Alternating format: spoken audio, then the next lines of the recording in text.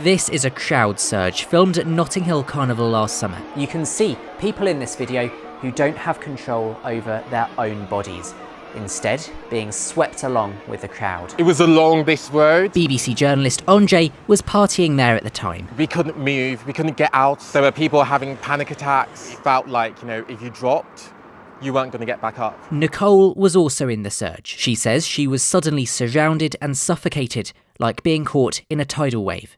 Moments later, Andre and Nicole got out unharmed. I managed to get into the stairway of a basement flat. Luckily, we managed to get to that bit of space. But we've recently been reminded of just how dangerous out-of-control crowds can become. Around the world, we've recently seen a number of injuries and deaths in crushes at other big events, which happens when people are pressed on all sides until they can't breathe or are trampled. So what can you do if a crowd becomes too busy? Here are 3 key pieces of advice from safety experts. First, recognise overcrowded areas. Let's take another look at this video from Carnival. In places, you can only see people's heads, but not their chests. That's a useful sign that the space might be too busy. Second, prepare an exit plan. Calmly look for ways to a quieter area and signal to authorities that you need help. Third, go with the flow. It's usually safer to move with a group than against it until finding a way out. Don't push forward or pick anything up that you drop, as this increases the pressure and risks getting trampled. So why are we recently hearing more about crowding incidents? Let's hear from some of the world's leading crowd safety experts. COVID happened.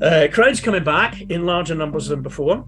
In enthusiastic, hey, it's great to be back at events again. A lack of skills within the industry and no formal regulation in terms of events have to have a particular specification. And of course, safety doesn't make any money. So you're starting to say, we're seeing an increase on large events and incidents. One of the reasons we've seen so many more incidents, people's behaviour has changed. Security guards and stewards are having far more difficulties. Let's recall the Euro 2020 football final. It was labelled a near miss from fatal disaster after thousands of ticketless fans tried storming into Wembley Stadium. London's New Year's Eve fireworks became another example of people pushing past barriers to get in. Police are now urging people not to attend ticketed venues without a booking. Using legitimate ticket platforms is also a good idea to avoid buying fake tickets. And there's evidence suggesting a lack of experienced event workers, after many security staff recently quit their jobs. Maybe it also comes down to guidance and regulation.